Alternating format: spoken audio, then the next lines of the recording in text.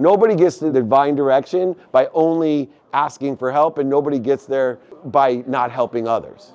It's a giving and receiving an infinite loop. How were you able to prioritize, let's say, yourself, that was your number one, Yeah. to a person that is like trying to build a business? I mean, like sometimes sleep is kind of. Yeah, so this is true about anything you're prioritizing. What I do is understand your relationship with circumstances. And circumstances are what exists outside of us, and they're completely uncertain. You cannot predict circumstances. If you could, we could all be billionaires together. If you can guarantee me what the circumstances tomorrow are, I promise you I know how to make billions of dollars for all of us. It's just impossible. So understanding your relationship to circumstances is really important.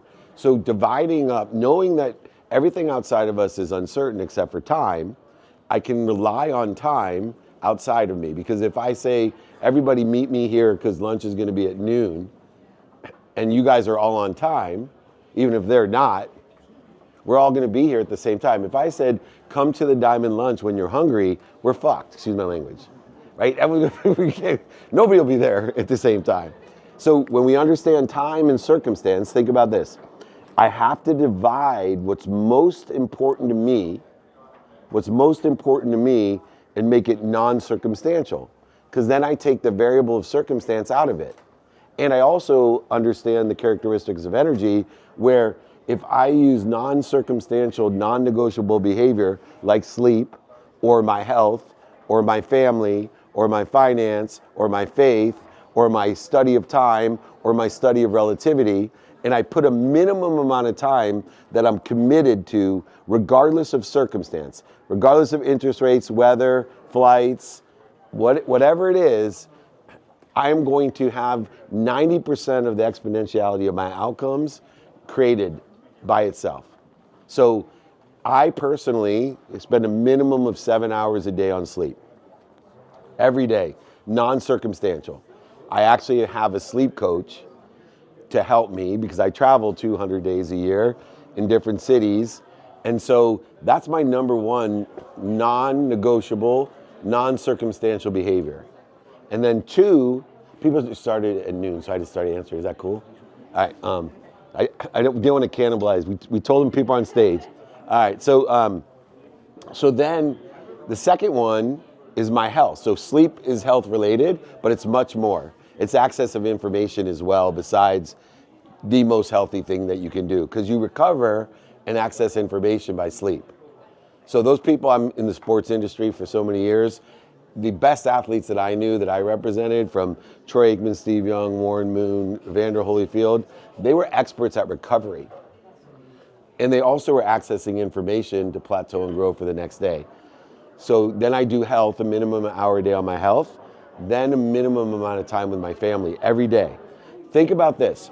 In the science of energy and time, 2 minutes a day of intentional behavior, 2 minutes a day of intentional behavior every day equals 2 hours on a Saturday. And if you don't believe me, anybody here take Spanish or a foreign language or have a kid that does it? Have you ever met a kid who studies Spanish 15 minutes a day, every day, and doesn't get an A? No such thing. Every kid who studies 15 minutes a day, intentionally paying attention to that language, they get an A. How many kids do you know that study 15 hours on a weekend for a test and don't get an A? Almost all of them. Almost all of them. Even if Spanish is their first language. It's true. And so in that realm, you want to pay attention and give intention to what's most important to you, and then make it non-negotiable. So my non-negotiable behavior, which is sleep, my health, my family, my finance, my faith, my relativity, studying relativity, and time, are non-negotiable, and they equal about, total, believe it or not, 11 hours. 7 hours of sleep, 4 hours a day for the other. That leaves 13 hours every day. God guarantees you 24 hours a day, except for the last day of your life. Guaranteed. You'll be cheated the last day, hopefully just seconds, but it might be minutes and hours. But regardless, you should live your life this way, because it's God's guarantee of the human experience that you get 24 hours every day. So now I have 13 hours to do whatever I want. And now that's when prioritization comes into play. See, I've taken prioritization out of play for most of the most important things in my life. Because if I take care of my sleep, my health, my family, my finance, my faith, my relativity, and my time, I can do whatever the F I want, and it can be circumstantial, right? Because the circumstances will change. So now I know that 13 hours is non-circumstantial. I'm sleeping for more than half of it. So it makes it even easier because I don't give a shit about the interest rates, the weather, the airplanes that I'm on. I don't give a shit about people calling me. It doesn't matter because I got plenty of time. I got literally 13 hours to prioritize it. So that's where I study time to make sure I know planned, unplanned, paid for, unpaid for, and my sleep again. So that's how I'm deciphering what's important to me. Planned things are more important than unplanned things. Paid for things to me, doesn't mean for you, paid for things are more important than unpaid for things. But I also am studying the empty space in my calendar so I can reprioritize according to the circumstances. And I have a parking place to quickly decipher and prioritize. Prioritization is so important because it gets rid of the two things that will stop you from getting to where you want to be personally and professionally. Number one, feeling overwhelmed. If you know how to prioritize, you know what to do now and you know what to do next, you can't feel overwhelmed because you actually feel abundant, like, holy shit, I got more than enough stuff I can do, options, opportunities, touches of favor, and I know how to prioritize it, and I feel good about the fact I'll never get everything done because I live in a world of more than enough of everything. So how could I ever get it all done in one day? So I just want to prioritize and reprioritize according to the circumstances. And by the way, none of it really matters because it only impacts 10% of your life because I've taken care of 90% of the impact I want by making things non-negotiable and non-circumstantial. Prioritization is the antidote to feeling overwhelmed and procrastinating. Never met one person that knows how to prioritize that feels overwhelmed or procrastinates. So I'll ask them, what are you doing now? This is one of my favorite questions around all of my employees. Hey man, what are you doing now? If they can't answer me, I'm pissed. And then comes the big question, what are you gonna do next? If they don't know, I'm pissed. Because I know they don't know what's important to them, not what's missing, not what they don't have, not some urgent thing like getting milk for their kid on the way home. That's urgent, but it's not important because they can't do it until he goes home. But people make it urgent and important when it shouldn't be. Urgency is a subset of importance and allows you to reprioritize. That's what urgency does, because it's circumstantial. Right? Because if it wasn't, it would already been planned and put into your time. Does that help? Yeah, but That's what. with that being said, can I say, or do you think organization is the first thing to get everything, as you say, done? Organization? Yes. Depends on how you look at organization. So for me, organization is knowing what's important to me within 5 aspects. And I'll be happy to send all of you the 5 daily practices that help you with organizing, as you call it. So for me, it's practice. And so there's 5 practices. Remember, practice is what creates progress. Good practice creates good progress. Bad progress or bad practices interfere with your progress. But you're the only one that knows your progress because you know where you want to be or better. I don't. And it can't be determined by what's missing, what you don't have, or what other people want for you. So in order to organize, I organize or practice my activities by 1, what's important to me today, in alignment with where I think I want to be according to the circumstances of the day. Now I align the meaning of my past with where I think I want to be or better, because it's the meaning that you give your past experiences, which is failure, setbacks, mistakes, defining moments, historical relevances and perspectives, all these different things. Most people limit themselves because they feel punished by their past or limited by it. Not me. I align it in my divine direction. So I'm aligning what I want with the meaning to expand my imagination, my self-image, because I know I'll never overachieve my imagination or my self-image. And it's infinite. Your self-image is infinite. Why would that be? Because of my faith, because I'm part and part of the infinite, the omniscient, all-powerful, all-knowing myself.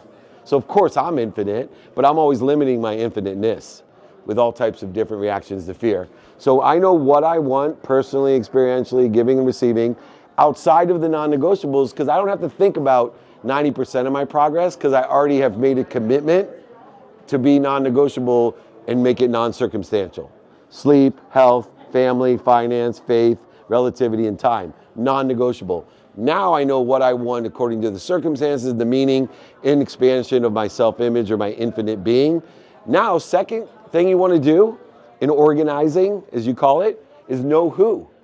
Fastest way to get to the divine direction you want to be in is find someone in the divine direction to give you directions of the divine direction, or help someone else with their own divine direction. Equal in power. You will get there just as fast helping someone else get into their divine direction as you getting help into yours. I think you need to do both. They're equal value. Nobody gets to the divine direction by only asking for help, and nobody gets there by not helping others. It's a giving and receiving an infinite loop. Third, how? So I'm organizing my day by what I want, who I can help and who can help me, and then how best, according to the circumstances of the day, am I negotiating the 13 hours of negotiable behaviors, variant behaviors, according to the circumstances of today. So I figure out my how by separating or organizing activity I get paid for, activity I don't, activity planned, activity I don't have planned. That's the empty space in my calendar. And I'm always reminding myself that my number one non-negotiable is sleep. So I always have in there, which is why I have a sleep coach. Someone made my stomach hurt, but then be happy because they're like, how much have you paid in personal development? I'm like, millions. I can't figure it out. And they said, well, how about your sleep coach? And I'm like, shit, I paid $1,500 a month for 18 years every month on my sleep. And I thought, wow, that's $250,000 or so, I think. I'm not that good at math. But I've probably made $25 to $50 million from that investment. Asking for directions on how to recover and access information to make me more successful. And I will tell you, in the first 5 years of having a sleep coach, $1,500, I was bankrupt when I started. It really hurt. I had, a new baby, I had 4 kids. I was recovering from losing over $100 million. $1,500 isn't like it is today. It hurt for 5 years, but I kept telling myself, I know that if I sleep better, that I'll be more productive, accessible, and gracious. I know I'll be more efficient, effective, and statistically successful. I know that I'll recover better. I'm only getting older. That's another rule of human experience. Only getting older, and I want to recover better and access information to help me in my divine direction so I can help other people in theirs. Those are the 2 things that we need to do in order to get into the divine direction. So know your what, your who, and your how. If you know your what, your who, and your how in the context of negotiable and non-negotiable, you're able to prioritize according to the circumstances and not according to the circumstances. In essence, the 5th daily practice is not searching for your why. Anybody here searching for the meaning of life or their purpose or their why? Don't be afraid, raise your hand. Thank you for being honest. Most people are. What I teach people to do, and I'm happy to teach you, is to apply your why. Because remember where we started. You asked me, how do you have so much energy? We all do. I'm just interfering with less than anybody. So in other words, I'm applying my why. My why is omniscient, all-powerful, and all-knowing, and I'm part of it. My thoughts about it are the thoughts about the purpose of it. But I apply my why to life. I don't search for it because I have faith. And it's not proven faith. It's literally a best option faith that says, anybody here, tell me something better to believe in than something that's omniscient and all-powerful and loves me more than my mom. Simplify it for yourself. Someone asked me, Dave, you believe in Jesus Christ? I said, does Jesus Christ, is he omniscient and all-powerful and love me more than my mom? Yes. Oh, yes, I do.